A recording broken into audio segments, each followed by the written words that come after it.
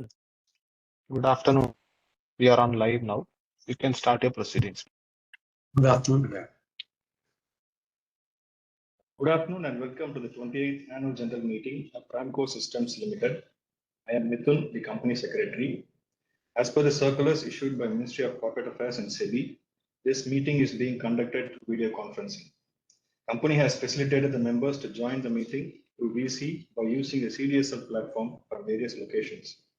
Now I request the chairman to chair the meeting, introduce the directors and other attendees. Over to you, sir. Good afternoon, everyone. I have the pleasure of introducing the directors. I'm pleased to welcome Justice Chitra Venkatraman, who has joined our board as independent director effective 25th March 2025. She began her legal career at the Madras High Court, specializing in direct and indirect tax laws. She served as the government pleader from 1991 to 1995 and as standing counsel for income tax for the following decade. In 2005, she was elevated as a judge of the Madras High Court and retired in April 2014.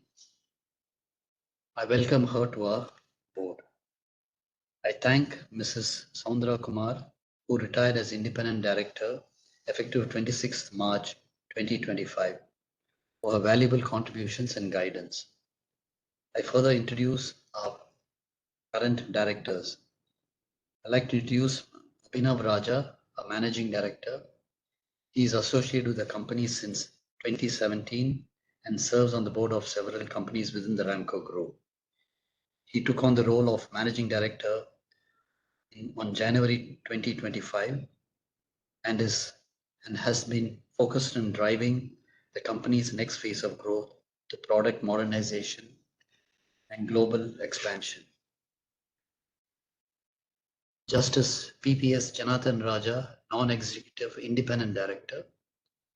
He served as permanent judge in the Madras High Court since 2007 and is associated with the company since 2017. He is the chairperson of the Audit Committee and Nomination and Remuneration Committee. Mr. A.V. Dharmakrishnan, non-executive director, chartered accountant and with our group for more than 4 decades. He brings a deep expertise in finance, operations, and corporate leadership. He has served on the board of Ramco Systems since January 2008. Mr. Shankar Krishnan, non-executive director and independent. He holds a BTech in computer science and engineering from the College of Engineering, Trivandrum, and an MBA from the Indian Institute of Management, Ahmedabad. Shankar has been on the board of the company since May 2018. Dr. Arvind Srinivasan, independent director. He currently serves as Chief Medical Officer of Arvind Eye Hospital, Chennai, and Director of Projects at Arvind Eye Care System. Arvind has led system-wide innovations in patient care, operations, and leadership development. He has been on the board of Ramco Systems since February 2024, and I look forward to his deep experience in contribution to Ramco Systems.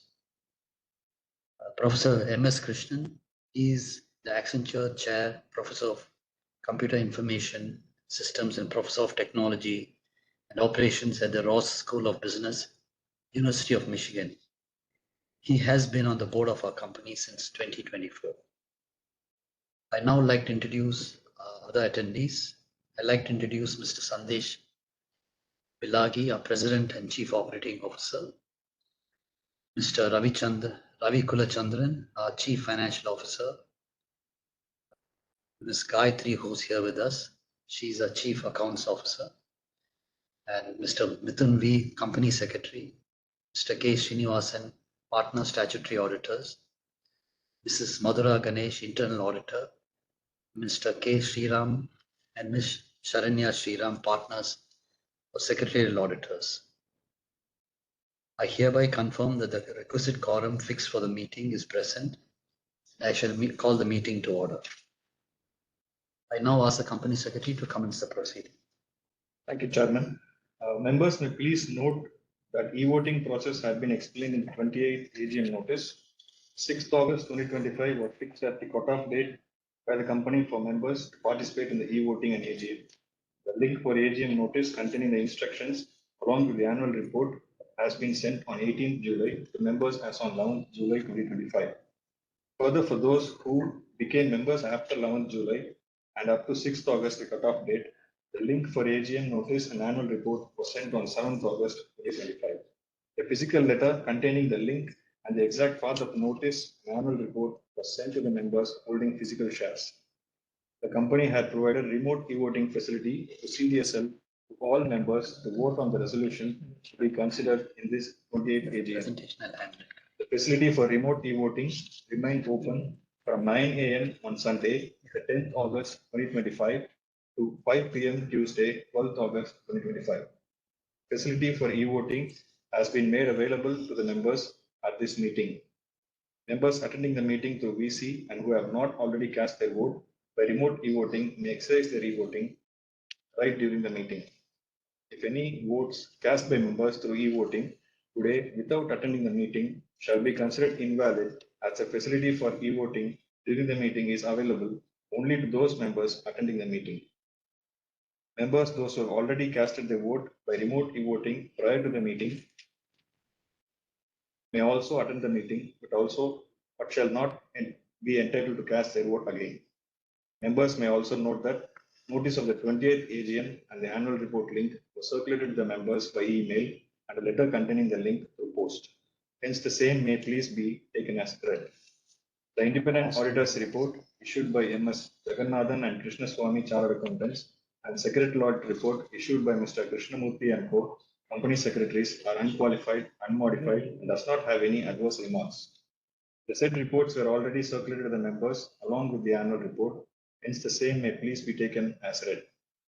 Statutory registers documents for members' view as required in the Companies Act and complaint certificate stating that the company had complied with SEBI share-based employee benefits and sweat equity regulations 2021 with respect to implementation of its stock option scheme plan is available electronically for inspection. Members seeking to inspect the same can send their request to Mithun V at ramco.com. I now request the chairman to deliver his speech. Okay.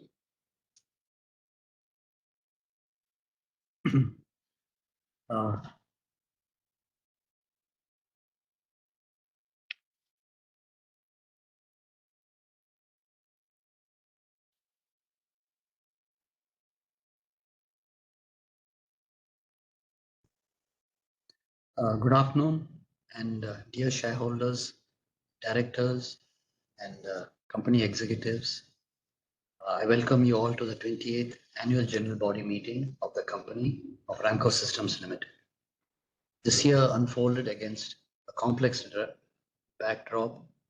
The global economy shows signs of recovery, yet there was inflation, interest rate movements, and geopolitical tensions. And this continued to influence business decisions.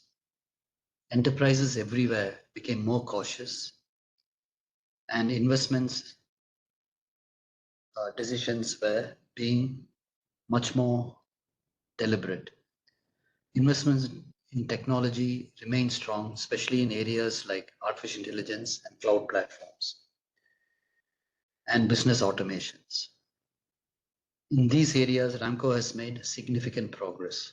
Over the past year, we worked on modernizing a platform which we had built for many years. We have simplified core systems, rewrote critical modules, and have started embedding intelligence where it matters most. We are modernizing our architecture of our products to make them lighter, more secure, and more responsive. These changes are not just technological, they are about creating real impact for our clients, faster implementations, smoother experience, and better outcomes. Transformation at Ramco has been focused and deliberate. We have identified key areas of improvement and modernization, and there is a clear action plan going forward. And the structure and this focus has helped us reduce complexity and improve customer outcomes, and align internal shared goals. The year saw the exit of our Chief Executive Officer effective January 2nd, January 2025, and Abhinav Raja has now become the Managing Director and took control of the operations, ably supported by Mr. Sandesh Bilagi, President and Chief Operating Officer as his key team member. Justice Chitra Venkatraman has joined our board as an independent director on the 25th March 2025. We welcome her on board and look forward to her valuable inputs and guidance. Mrs. Soundra Kumar, independent director, completed her 2 consecutive terms of 5 years each, totaling 10 years as an independent director, and has retired on the 26th March 2025. We gratefully acknowledge her contribution during her term. I'd now like to go through the performance for the financial year 24-25. The order booking. The revenue growth has increased by 10% to $70.4 million compared to the previous year. And there's a positive EBITDA now of $9.7 million against last year's loss of $19 million. And a positive cash flow with a good cash balance at the end of the year of $8.4 million. The order booking stood for the year at $56 million. The revenue was up by 10%, driven by a significant rise in services.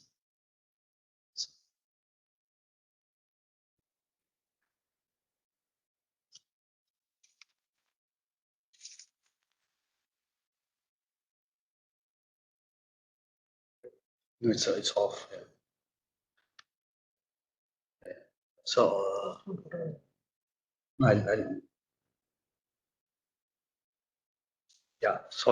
we lost the track here. Order booking, the macroeconomic uncertainty and longer business cycles have intensified competitive pressures in the enterprise software space, coupled with a stringent deal qualification criteria, has impacted the order booking. But we have added 25 new customers. The order booking stood at $56 million. The unexecuted order book for the end of the year stood at $166 million. The revenue has grown by 10%, driven by significant rise in services. Around 60% of revenue is now recurring, and we are moving towards a more predictable and future-ready business. Revenue accounted by non-Indian geographies stood at 80%. The human resource management contributed to 38% of revenue, and aviation stood at 35% of revenue, while ERP stood at 27% of our revenue. Our cloud-based business has improved to 63% overall of revenue, and recurring revenues stabilized at 10 million per quarter, which is 40 million for the year. Geography-wise, APAC stood at 42%, US stood at 23%, India at 20%, and the rest from other geographies. Business performance, global payroll and HR. Ramco HR and payroll platform, a cloud-native solution, integrates automation, AI and ML-driven intelligence, and built-in statutory support for across 60 countries. We manage payroll for 100,000 employees globally, and our platform supports operations across 60 countries in a single unified platform. PACE, our next generation payroll platform, has accelerated its adoption and has been implemented successfully in numerous multinational firms, supporting thousands of employees across Asia Pacific, Oceania, and Europe. The conversational payroll platform has introduced natural language capabilities for key transactions. This advancement streamlines the user experience and reduces dependency on formal training. We have embedded AI and ML for anomaly detection, and Users have reported up to 30 to 40% efficiency gains in payroll checks and validations. Self-service enhancements has been done by the introduction of chatbots, now accessible directly within the payroll interface. Strong compliance readiness throughout the deployment of smart crawlers across the internet, legal compliance across the board. We have also now introduced a new AI-driven exception management engine called Bingo Business Intelligence on the Go. It assigns, and that has actually strengthened the user experience in reporting. We are now strengthening our integration framework to offer faster, more seamless connectivity with leading HCM platforms. We are also introduced a powerful integration platform with Workday and Oracle, and the partnership is growing quite well. Key partnerships, of course, I've just mentioned Workday, achieved a good integration with Workday, and we've also now collaborated with Deloitte. Collaborate Deloitte for payroll transformation by integrating Deloitte's consulting expertise with the Ramco's advanced payroll solution. And of course, like with Workday, we have integrated and are collaborating with Oracle. And another key partner is BDO, who has partnered with us to deliver world-class payroll experience by combining advanced payroll technology and expert advisory services. In Ramco Aviation, a fully integrated and all-encompassing platform designed to redefine aviation operations. It caters to the complete spectrum of requirements for airlines, MROs, helicopter operators, defense organizations, etc. And we have launched the aviation version 6.0 in that year. We also introduced AI-driven predictive maintenance and advanced workflow automation. We upgraded our engine MRO capabilities. The latest improvements are turning to be very powerful and is being successfully implemented in some large engine MRO workshops. We have expanded our global presence to North America, Europe, Middle East, and APAC by forming strategic partnerships with leading aviation and defense organizations. Our software has now been adopted by prominent airlines, MROs, and defense organizations, including Flyvayu in United Arab Emirates for CAMO, maintenance, planning, and supply chain management, and finance and accounting. Philippine Airlines for digitizing PAL Express fleet operations, and Pradhan Air Express for aviation software implementation. We integrated generative AI into the system now for enhanced user experience. We have strengthened the operational footprint of our company and now serves 24,000 users managing 4,000 aircrafts across 90 plus aviation organizations across the world. In logistics, we provide a cloud-based logistics solution that integrates transport management system, warehouse management system, and fleet management into a single unified platform. Built for real-time visibility, our platform supports 3PL companies and fleet operators. We secured some major global wins. We secured some key contracts in Australia and Middle East. We have modernized our WMS to handle very high volumes and real-time inventory tracking. We also expanded into cold chain logistics, and we have now delivered exceptional customer experience. We have achieved an impressive SLA of 98 to 99%. And we have also accelerated implementation timelines to as little as 4 months. Ramco ERP is transforming on the way the business function with a cloud native application and the AI-powered platform that helps organizations modernize and accelerate digital transformation. We have expanded our market presence and we have migrated many legacy ERP systems to our new platform. We have introduced conversational AI into our ERP, which makes it much more user-friendly. We have also integrated Bingo platform into the ERP platform. And our implementation timelines are now dramatically improved, like in logistics. And we are now focusing on a large-scale technology transformation for specific vertical industries, for specific verticals like cement, manufacturing, and logistics, reinforcing our commitment to operational excellence. Another key focus of our company has been platform modernization using accelerators.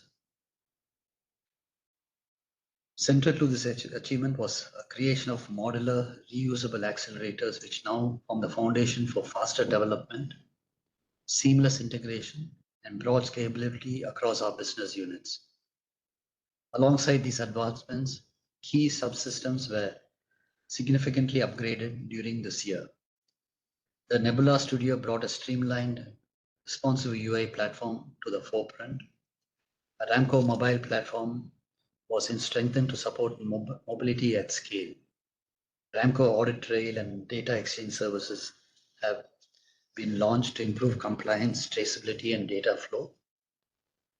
Unified Data Services has enhanced faster testing and easier integration with the backend and UI. Rapids, our new API development platform for smooth integration with legacy services and new workflow and notification services. All these working together are now dramatically changing our platform to the modern age. Overall results at a glance. This year saw a dramatic improvement in our profit and loss. Our loss has now reduced to $4 million from last year's $29 million.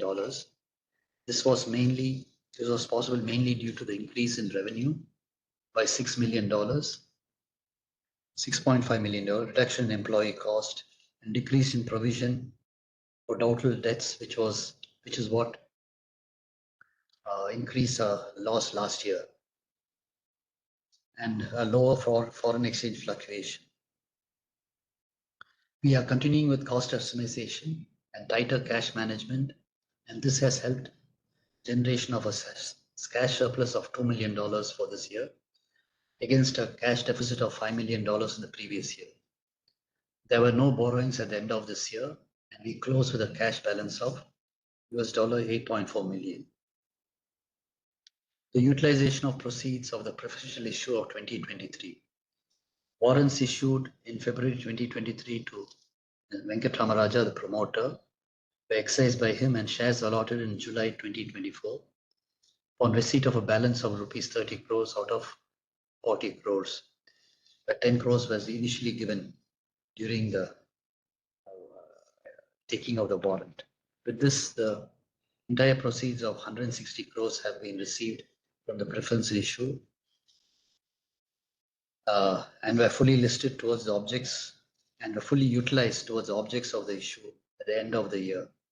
Repayment of loans 97.5 crores, selling and marketing at 10 crores, CapEx including R&D 20 crores, general corporate process 32 crores.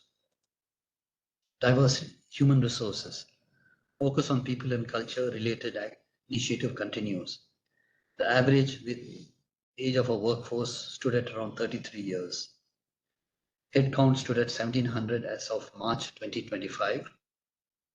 It was 1853 in March 2024. Our global workforce comes from 21 different nationalities, includes people from the United States, Philippines, Indonesia, Singapore, China, Australia, among other countries. An equal opportunity employer with 37% of our employees being women. The attrition rate was at 19%. We are proud to have retained 100% of our top performance. Employee wellness programs are continuing as a commitment to employee well-being. We transitioned from traditional one-on-one counseling to app-based employee assistant program, which received a very positive response. The new employee assistant program offers holistic support and wellness across physical, mental, and fitness programs. A continuous professional training program continues, and we have 337 programs conducted. We enable 86% of the workforce to participate in structured role-based learning programs, spanning technical mastery, leadership development, and personal growth. The next slide. We have received quite a few awards, mainly focused on payroll. Our payroll is turning out to be very powerful and good, and has received many awards. And also we have received a prestigious Learning and Development Award from the ETHR World Future Skills Awards organization, and has been recognized as one of the best organizations for women. So I'm proud that we are progressing very well in this aspect too. For the year 25-26, the outlook, I'd like to now talk about the outlook. As we step into the new year, our priorities are clear. We will continue to strengthen our AI-driven innovation across all our product lines. We will deepen our presence in India, Southeast Asia, the Middle East, and Australia. We will give our clients more control with low-code and self-service tools. We will build deeper capabilities in core industries like aviation, payroll, logistics, and ERP. Our focus will be on tightening execution, raising quality benchmarks, and scaling a delivery model in a consistent way. We are also looking at making sure that our presence in the aviation and defense market improves in North America and Europe. I sincerely thank our investors and shareholders for their continued trust and confidence in the company. We are grateful to our board of directors, partners, bankers, and other stakeholders for their undeterred encouragement and support. I'd like to take this opportunity to thank our deeply committed employees across the organization for their unwavering faith, hard work, and passion for the organization's vision. This commitment from employees has helped Ramco systems remain resilient. I also thank the CDSL team for helping us host this meeting. Thank you.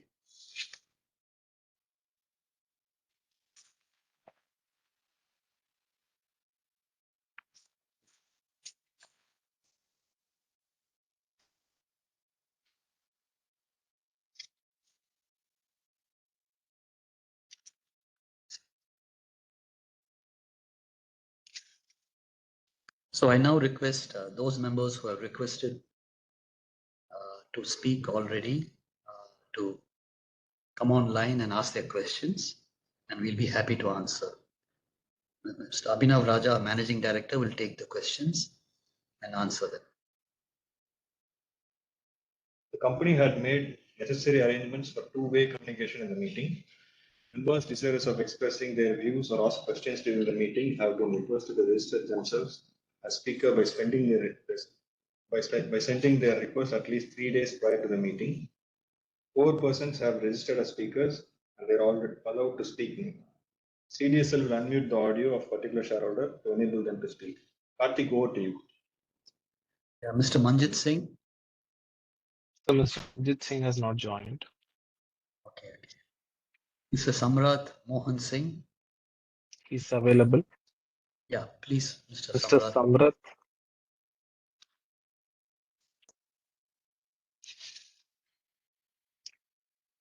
Mr. Samrat, you can ask your question. Yes, good afternoon. Can you hear me? Yes.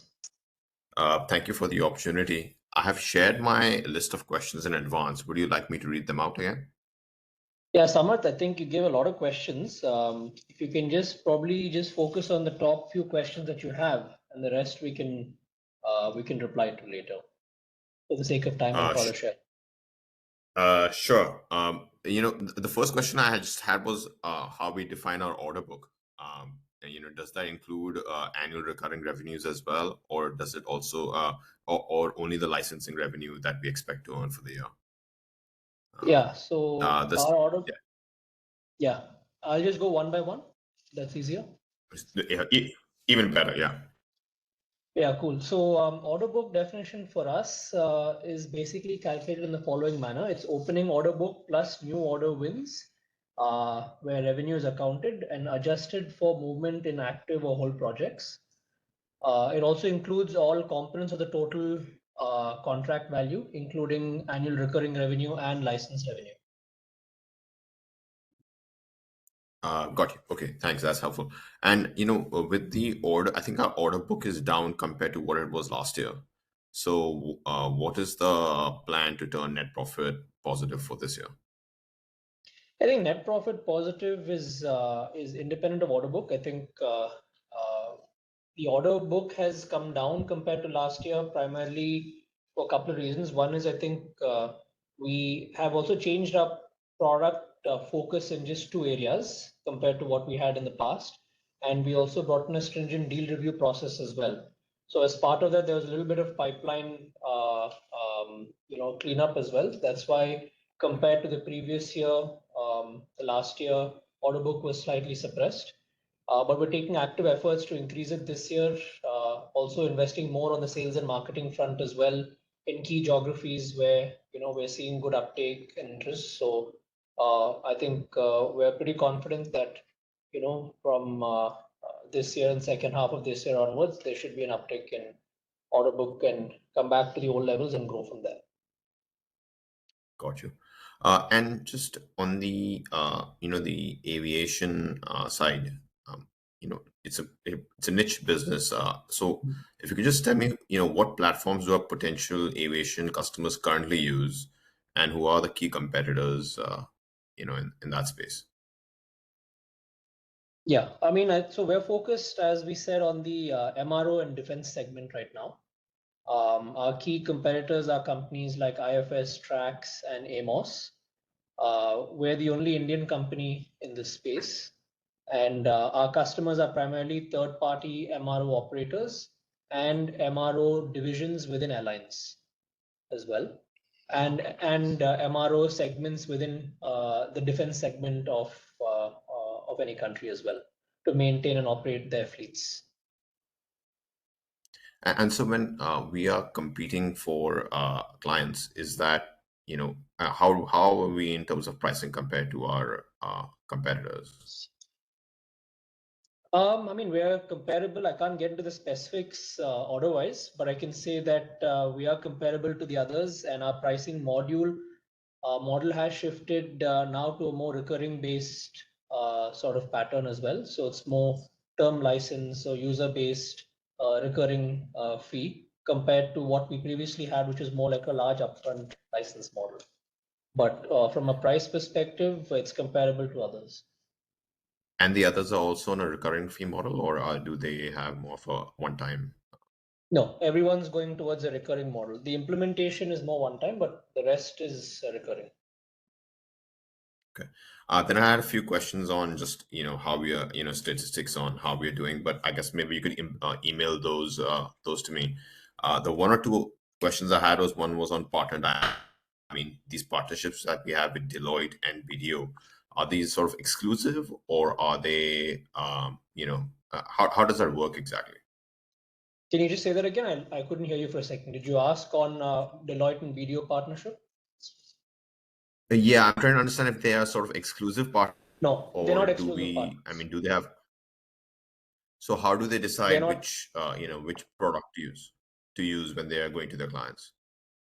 Are you talking about exclusive from our perspective, or exclusive from their perspective? in terms of, when they go to their clients, how do they decide whether to use our payroll program software or some other client or Usually some other companies? usually it's defined by certain geographies that they take up, and they will use us as the key partner. And when they go for one deal, they'll only take one platform. They will never take multiple platforms for the same deal. And that typically comes down to our product market fit, the features that we have, and basically our ability to service their needs well. So I think typically they've taken a geography-based approach, and they have tied up with certain partners for those regions, and they push those products. Gotcha. Okay. And well, congratulations on becoming MD. Just curious to know what other executive roles you have in the larger Ramco group. And was Mr. Sundar's exit sort of expected and planned, or was it unexpected? Yeah, so I'm also the managing director of Ramco Industries, and I'm on the board of a couple of other Ramco group companies as well. Sundar, when Mr. Sundar joined, it was anyway agreed for a short period of time. So I think the exit was anyway planned. It was a short tenure, so it was as per agreement and discussion. Gotcha. Well, thanks for answering my questions. The few that I have left, if there was some metrics around how our software is doing, if you could perhaps email whatever is possible. Happy to. Thank you.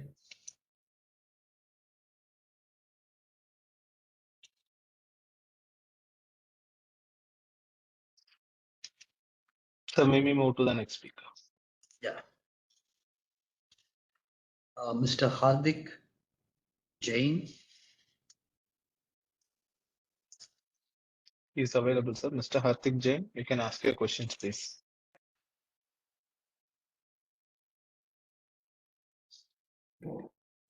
Hello, am I audible?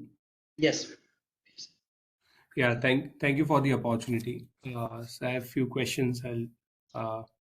So we mentioned that 60% of our revenue is recurring in nature. So how much of this, so around 360 crore would be recurring. So how much of this would be from various segments? So I suppose largely it is from the payroll segment, is it? Yeah, that's right. So the breakup is around for out of the overall 60% for the company, HRP specifically does around 75% of the revenue is recurring. Aviation is about 45, and ERP is about 50%. Oh, thank you, sir. And so our order book is around, say, so how much of our order book is from each segment, if you can give that split? Yeah, order book is 166 million. Out of that, aviation has about 30%, HR and payroll is about 52%, ERP is 18%. Okay. So we have been investing around 70 to 80 crores every year to our intangible assets. So what do you think this investment would be for next two to 3 years? Do you think this kind of investment we'll have to do, or what is your outlook on that?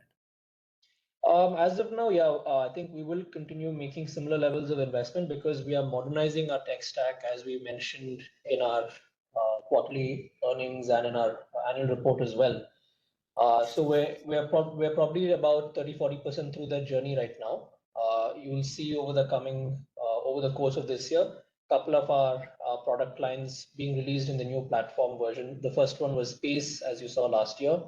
A couple of others are underway as well. So you'll see continued investment to support that, but that will indirectly boost overall productivity when it comes to faster delivery, less support required, less hosting and cloud cost. So it will have indirect benefits in the overall OPEX side of the business.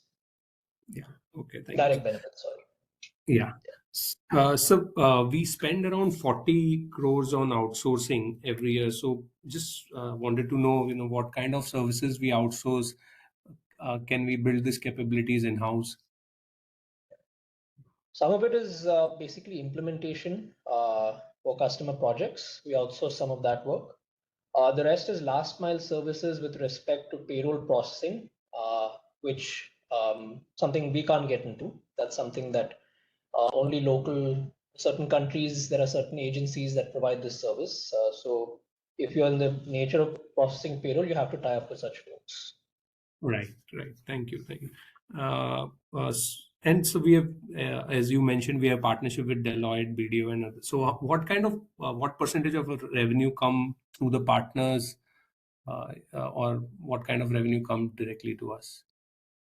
It's still early days. We're yet to see green shoots over there. We've seen some early wins with certain partners like BDO, but I would say nothing substantial yet. But early days, and we're still working closely with them. Okay, so I've noticed in last 2-3 years our sales have increased, but our employee cost has decreased 2-3 years, and also the employee count has decreased. So, what could be the reason for it, sir? I mean, we're automating everything, right? I think there are a lot of processes in the company that were done manually. We're automating a lot of those functions today. We're migrating a lot of our product versions to a single version. So it's a far leaner team required for that. And obviously with the advent of AI as well, you're seeing a lot of the entire core software development lifecycle functions also being automated significantly. So that's the only reason why it's attributed. But obviously, there's no impact to the customer. We've seen our customer retention improving over the last year and a half. We've seen customer satisfaction improve. So this is purely due to just automation of various functions. Yeah. Last two questions on the accounts, sir. We have around 50 crores of debtors, which are more than 3 years. I think we have impaired 20 crores out of it. So, do you think we'll have to impair another 30 crores? As per our policy for provisioning for ECL, we only do that for receivables that are more than 6 months, which are already fully provided. It's there in our annual report, I think in page 288. You can refer that. But I'm not sure where the other figures taken from. Okay, I'll just recheck again. And lastly, sir, we have in other expenses, although the amounts have come down, but they are still there, the customer claims and provision for customer obligation. So do you think this is one-off, or this is kind of a recurring expenses and we should not think too much about it? Customer claim is one-off. That was one-off. It won't come back. And this it's not expected to recur. And this customer obligation, just wanted to know what kind of the nature of the expense, customer obligation. I beg your pardon? This customer obligation is it arise due to some warranties, or I just wanted to understand the nature of this expense, just to understand the business. It typically comes from, let's say, there's projects being terminated midway. There is some change in the scope and requirement from the customer's end, which is different from what we had initially anticipated. So it's typically around that nature. Okay, great. Thank you for answering all my questions. All the best. Yeah, Mr. Ritesh Chaudhary. Available, sir. Yes, sir. Mr. Ritesh, you can ask your questions, please.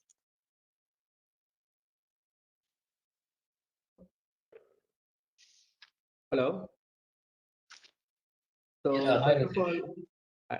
First of all, congratulations for the turnaround in the company numbers, right? It's really aspirational, the margin we are putting in and the work and efforts we have put in the company in last couple of years. So, sir, my question was, what's the succession plan of our organization, right? So we don't have CEO for last, couple of years now. Who will going to steer the ship? Is it you or someone else we are going to hire? Yeah, CEO was our previous CEO only left last year, not 2 years ago. And currently I'm looking after the overall operations of the company along with our president and CEO Sandesh and the rest of our executive team. So there is no change or any new plans. We will continue operating in this model. Yeah, sure. Apart from that, sir, can you provide the EBITDA margin each specific segment would be doing, right? In, for example, ERP, aviation, and the payroll thing. Yeah.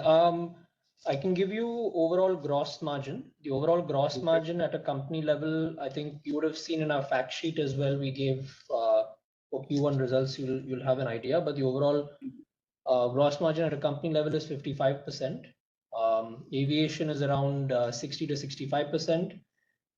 Whereas HRP is around 45%. That includes the managed services and implementation piece. Whereas the pure product gross margin for HRP is close to 70%, and the services is around 30-35%. Similar levels for ERP as well. Sure, sir. Sir, so are we incurring losses in any of these segments currently? We don't get into segment-wise breakdown right now. We share only at a consolidated level, but most of our business units are profitable at a net level. Yeah, sure. Thanks, sir.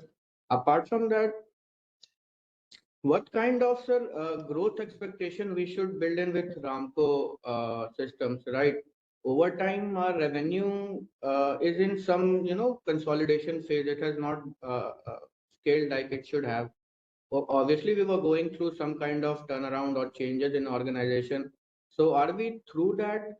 It's safe to assume that our company can post 15 to 20% growth here onward, given that we have strong backend now. Yeah, I think we don't give forward guidance on revenue, so I can't comment on that. But what I can tell you is that over the last couple of years, our focus has been on the operational side, execution side, improved support, delivery, engineering, and quality of the products. So that you can see in the results over the last few quarters and the automation efforts that we've taken.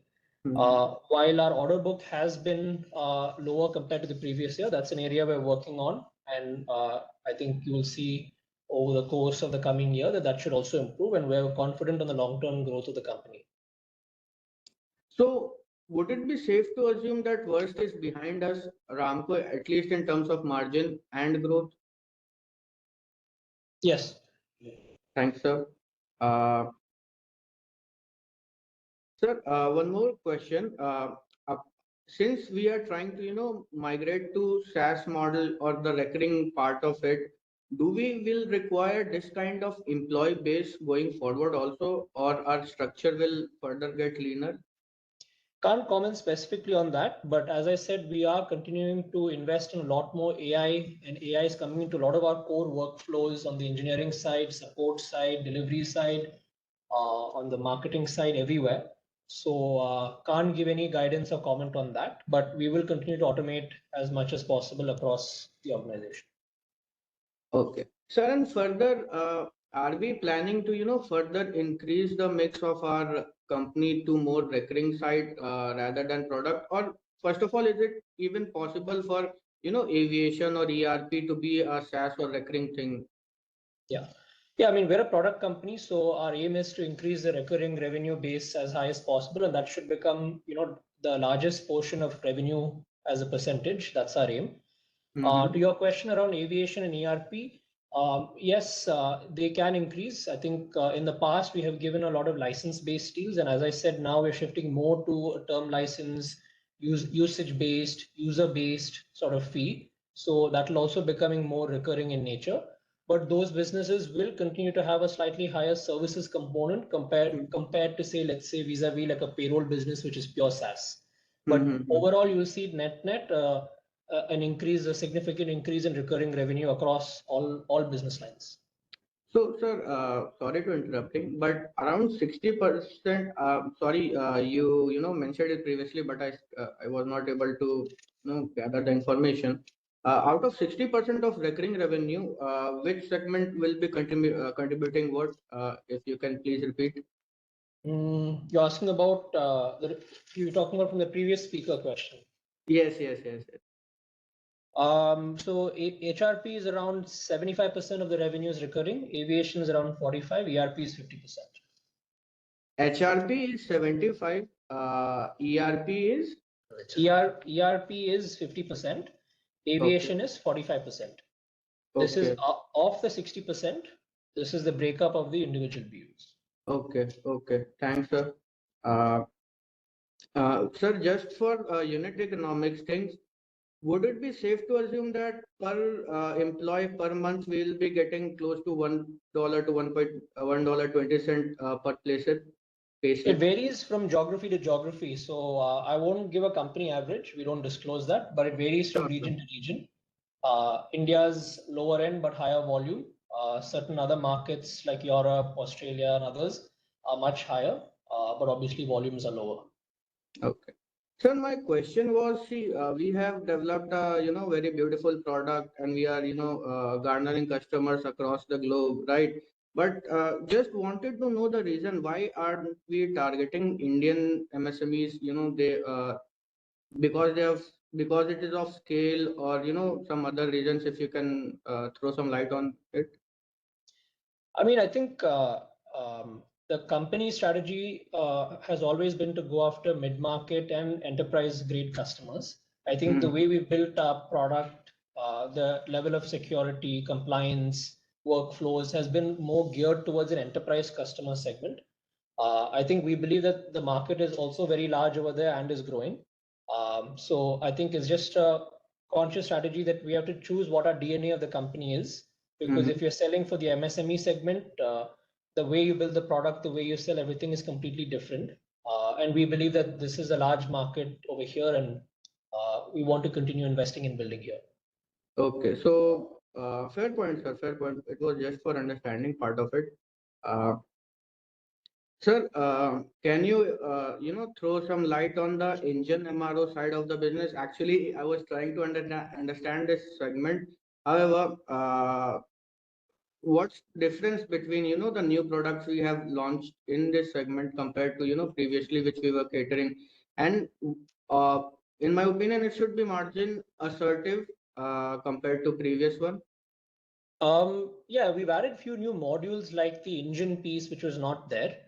That's a very large piece and an important part of the entire MRO process.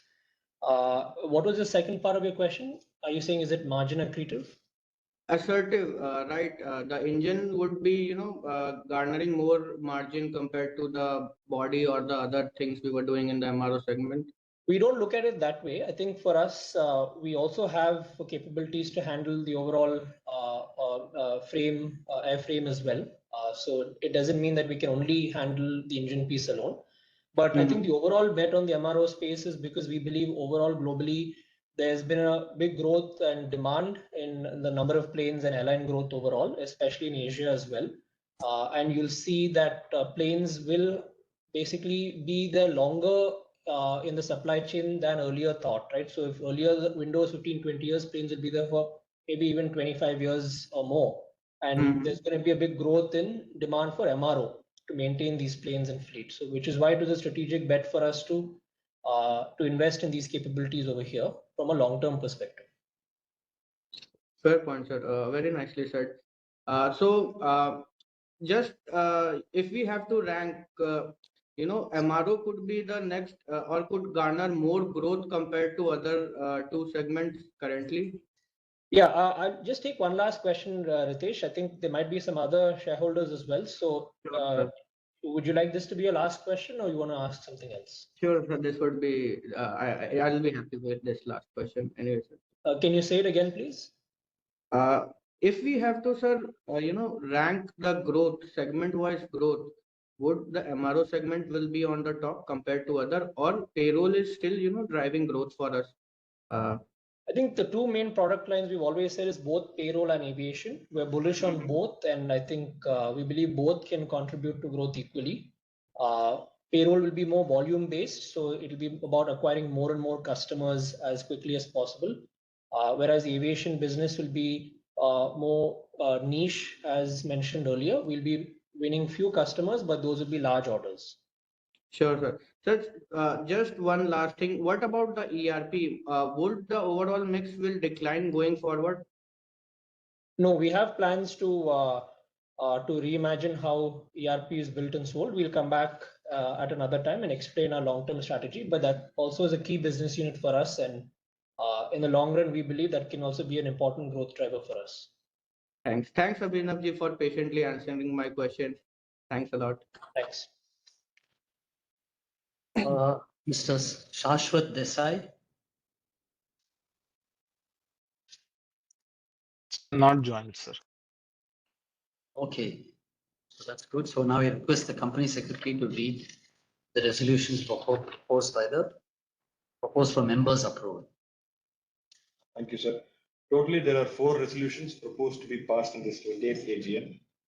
First 2 are ordinary businesses with ordinary resolutions, and next 2 items are special businesses with ordinary resolutions. Number 1 is adoption of accounts, standalone and consolidated financial statements of the company for financial year ended 24-25, together with the auditor's report. Second one is reappointment of Mr. P.R. Venkatram Raja, who retires for rotation, and being eligible offers himself for reappointment. Number 3 is designating Mr. P.V. Abhinav Raja as the managing director. Number 4 is appointment of Ms.